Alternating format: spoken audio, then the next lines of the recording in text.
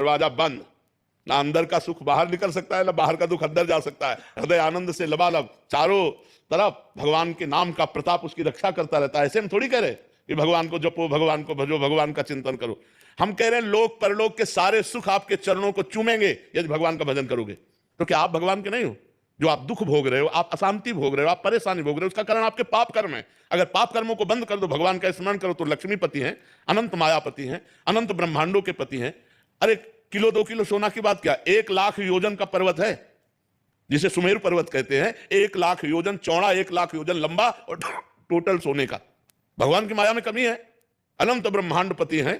तो हम लोग क्या है, अहंकार से जीना चाहते हैं, भगवान की शरण में होकर नहीं। पाप कर्म करना चाहते हैं, उससे सुखी होना चाहते हैं सुख, और करते हैं पाप, तो पाप का परिणाम दुख है, कहां सुख मिलेगा। इसलिए नाम जप करो, भगवान के आश्रित रहो।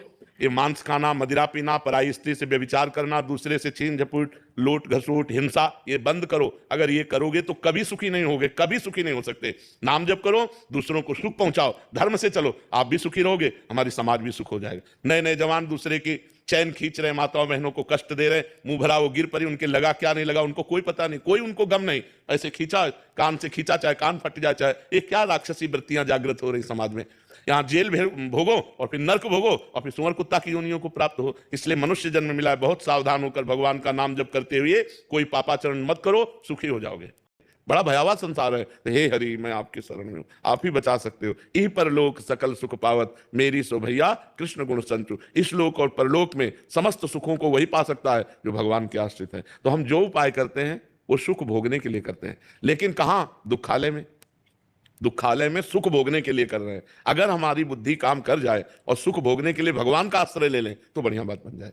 देखो, वही भोजन जो हम पाते हैं हमारी बुद्धि को मलिन करके माया में लगाता है, और वही भोजन जब हम भगवान को अर्पित कर देते हैं तो प्रसाद बन जाता है, हमारी बुद्धि को शुद्ध करके भगवान में लगाता है। भोजन वही है, लेकिन उसको भगवान से जोड़ दिया तो प्रसाद हो गया।